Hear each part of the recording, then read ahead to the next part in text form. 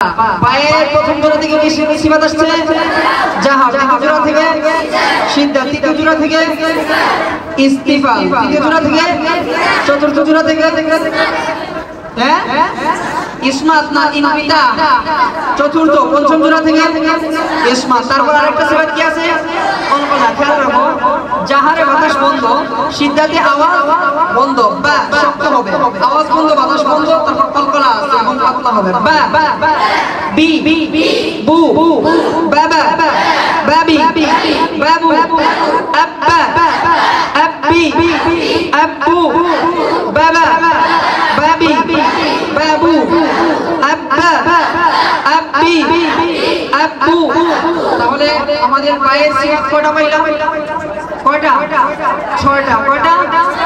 পায়ের সিফাত কয়টা পাইছি? 6টা। বাতাস বন্ধ রাখো, আওয়াজ বন্ধ রাখো। আওয়াজটা একটু শক্ত করবো। বন্ধ মানে শক্ত করা। এই যে সিদ্ধাতের কাজ কিন্তু বন্ধের সাথে সাথে শক্ত রাখবে। তারপর কলকলা গম্ভীর আওয়াজ আমার, ইস্তিফাত পাতলা করা। বাবা ওয়ালিবা ওয়ালিবা বুবাবি মিনাল বুবাবি বুবাবা ওয়ালিবা